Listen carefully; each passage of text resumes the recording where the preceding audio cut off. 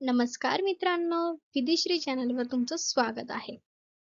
आज आपण तर्कशास्त्रामधील analysis argument मधले purpose, content, language, structure form बघणार आहोत.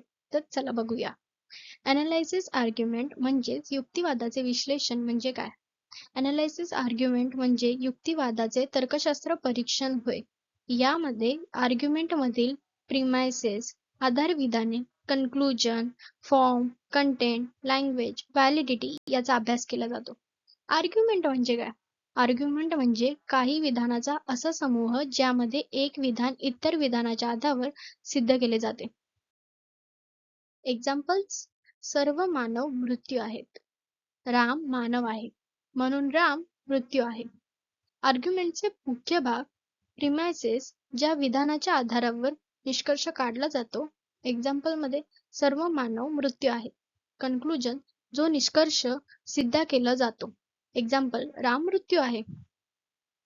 पर्पज: युक्तिवादाचे विश्लेषण म्हणजे एखाद्या विधानातील किंवा तर्कातील कारणे, पुरावे आणि निष्कर्ष यांचे परीक्षण करणे. पर्पजचा उद्देश काय?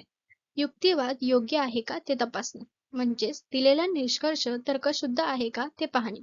चुका शोधणे: युक्तिवादातील तर्कदोष, लॉजिकल फॅलिसिस ओळखणे. सत्यता पडताळणे म्हणजेच मांडलेले पुरावे विश्वासार्ह आहेत का हे तपासणे. निर्णय क्षमता वाढवणे: योग्य व विचारपूर्वक निर्णय घेण्यास मदत होते. तार्किक विचार विकसित करणे म्हणजेच विचार करण्याची क्षमता अधिक मजबूत होते. पर्पजचं उदाहरण आहे युक्तिवाद. सर्व वकील हुशार आहेत. रोहन वकील आहे म्हणून रोहन हुशार आहे. विश्लेषण करताना आपण पाहतो आधार विधान: सर्व वकील हुशार आहेत. रोहन वकील आहे. निष्कर्ष काय निघतो? रोहन हुशार आहे. कंटेंट: युक्तिवादाच्या विश्लेषणात काही गोष्टीचा समावेश होतो. पहिलं, विधाने. युक्तिवादात वापरलेली विधाने ओळखणे. दुसरं, आधार विधाने. निष्कर्षाला समर्थन देणारी कारणे किंवा पुरावे. तिसरं, निष्कर्ष. आधार विधानामधून काढलेले अंतिम निष्कर्ष. चौथा, वैधता. निष्कर्ष तर्कशुद्ध पद्धतीने आधार विधानातून निघतो का ते तपासणे. पाचवं, सत्यता. आधार विधाने खरी आहेत का ते तपासणे. सहावं, तर्कदोष. युक्तिवादात काही चूक किंवा भ्रम आहे का हे शोधणे. पुढचा पार्ट बघूया आपण लँग्वेज. युक्तिवादात भाषा महत्वाची असते, कारण विचार, कारणे आणि निष्कर्ष हे भाषेद्वारे व्यक्त केले जातात. भाषेची वैशिष्ट्य: पहिलं, स्पष्टता. भाषा स्पष्ट आणि समजण्यास सोपी असावी. दुसरी, अचूकता. शब्दाचा अर्थ नेमका असावा. तिसरं, सुसंगता. विधानामध्ये विरोधाभास नसावा. चौथा, अर्थपूर्णता. वाक्याचा अर्थ स्पष्ट असावा. पाचवा, अस्पष्ट टाळणे. एकाच वाक्याने अनेक अर्थ निघणार नाहीत याची काळजी घ्यावी.